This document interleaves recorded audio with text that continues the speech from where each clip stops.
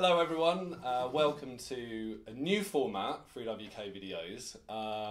I'm here with Brett Morrison, local legend and friend. Hello. Hola. My name's Ian Donald, if you haven't met me before. And in this kind of style video, we're going to kind of run a whole bunch of these. And the idea is we're going to do product reviews, go through little tips and stuff, and just kind of like, we'll just hang out and talk about the thing that we love the most, which is probably freediving or spearfishing. Okay, so today's episode will be about masks. Pretty simple. I've got a little selection of masks to talk about. Pile them all on my lap. Probably should have thought about this before. So there's heaps of different types of masks, right? I mean, like you would have had a million different types over the years. Going back to what I think back in the early 90s was the Cressy Super Occhio, the mask. Hang on a minute. You just couldn't beat it. Da, da, da, da, da. I've still got it. Super Occhio. There we go. I've still got it. There we go. You've still got one. Yeah. Bulletproof. Bulletproof. Yeah. Low volume.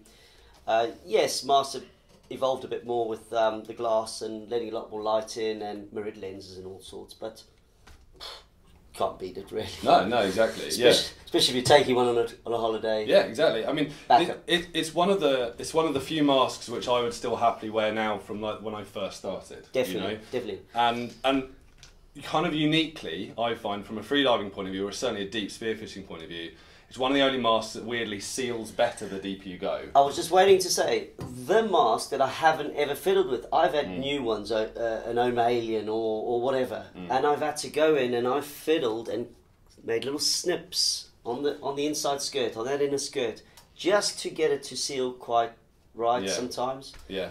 That I've never fiddled with. Yeah, and you know, the good thing about the Cressy Super Occhio is that it's cheap. I mean, you can get one of these online. They discount these like crazy. Some of the shops sell them at a loss leader, I think, because they're so popular. Between, I mean, £20, something like that, 25, 22. something, like max. And you know, you can. I think it's one of the ones where you can replace lenses to be. You can have prescription lenses. And stuff as well. I agree with that. Like, it's, you know, all of these masks. These are all quality masks. Okay, so nothing here is kind of a little nasty stuff that you might get in a bucket and spade shop. So they're all like silicone skirts, and as you can see, they're all kind of black. Now that's partly just to sell to all of us because we want it to look cool. But more importantly, go on. What were you going to say? Go on. Yeah, we don't want too much light coming in with a sort of a clear silicone type skirt. Yeah. You know, you just want to be having your peripheral vision focused out through that. Yeah. And the whole reason why some have clear is that it makes people feel less claustrophobic, and that's for new divers on the whole. You can't see through clear silicone. It's not actually giving you any additional vision in any way, shape or form.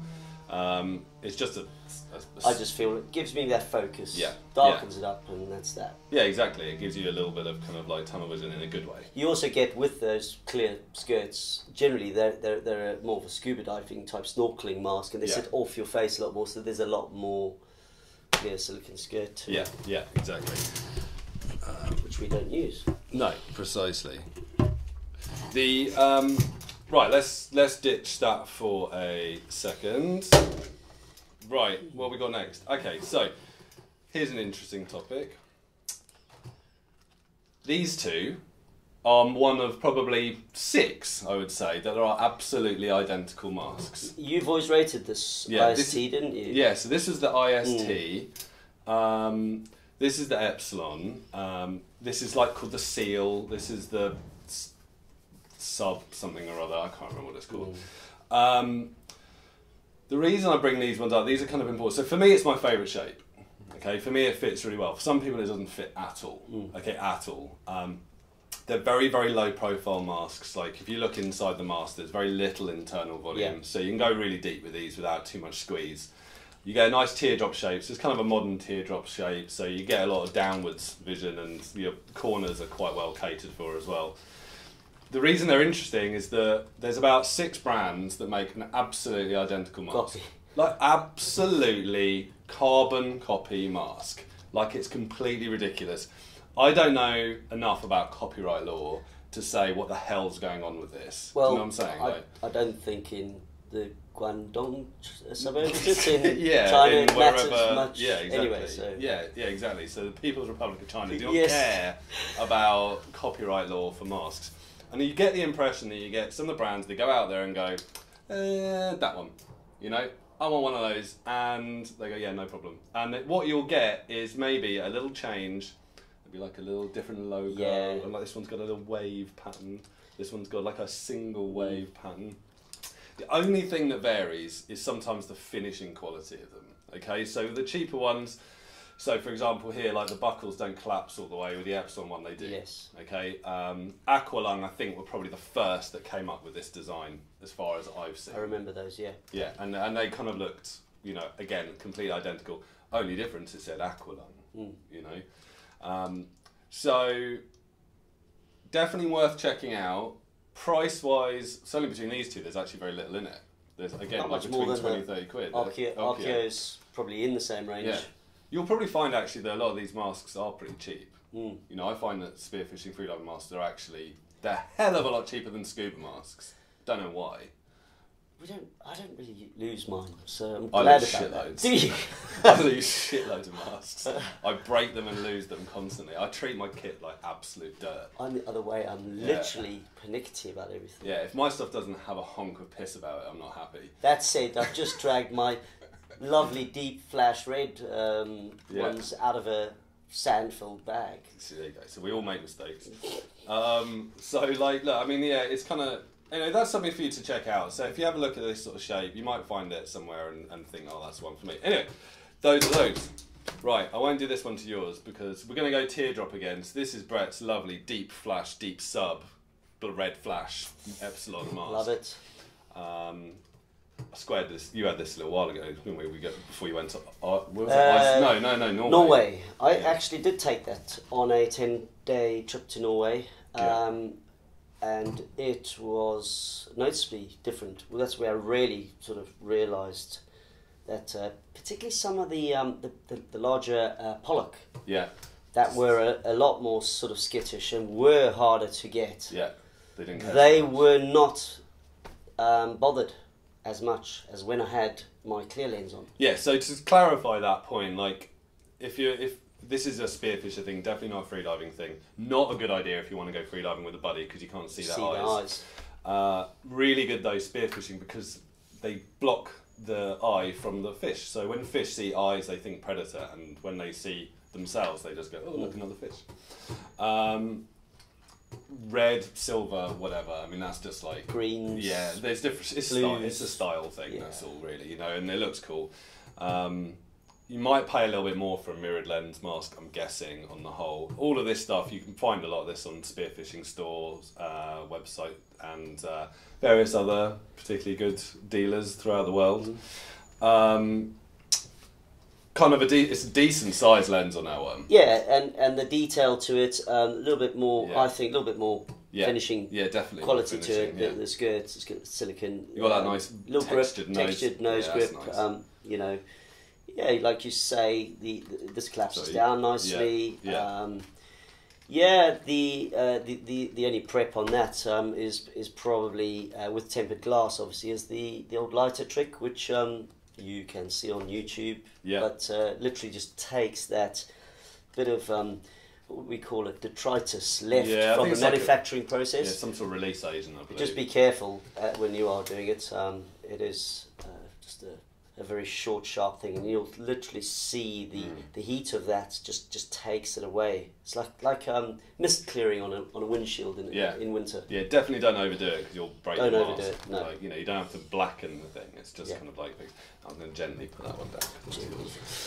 Okay, well we got. Don't stand on it later. No, exactly. I probably will stand on it. Right, let's go. Let's go. These are more full freediving now, so let's go into this. So that's Baron von Munchausen's own freediving mask, the Red Baron. Yeah, I mean, this is when I first got into freediving, this is what I believed I had to wear. Okay, this is the Cressy Minima, and this is, you know, an absolute classic. It's low volume. It's not as low volume as it would want you to think. Yeah. Okay.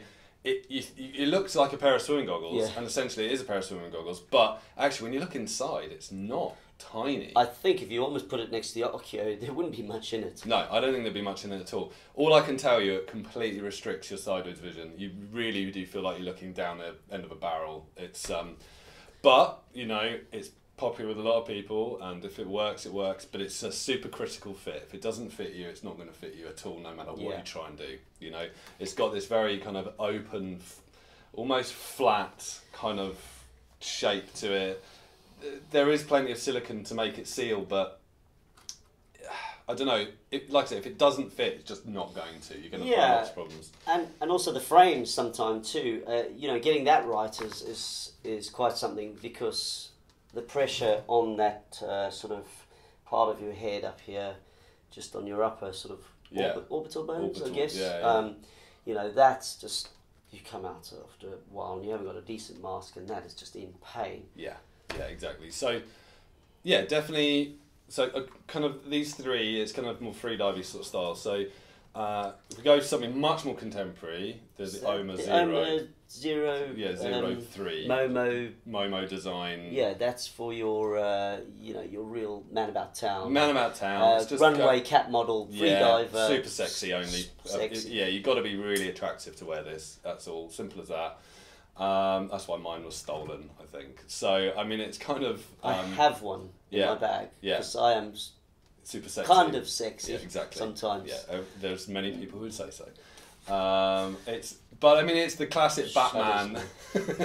It's the classic Batman look. It's It does look cool. It definitely looks comes cool. with its matching snorkel, I believe. Yeah. I also have the Umberto Pellizzari Momo design watch, which I have been quite happy with. We should talk about that. We should talk about actually. that. Yeah, this Momo thing. I mean, they make steering wheels and stuff, right? And car accessories and car bits, bucket seats. And so it's kind of the Italian crew getting together and doing what they do best, is make things look really good. I mean, Umberto Pellizzari is a very cool guy. Yeah, he's very cool, and he's pretty good at freediving apparently as well. So, it's this, you know, if you're looking for very low volume, really good place to start. Not the cheapest. Again, a critical fit. If it doesn't fit, for me, this one gave me brow pain.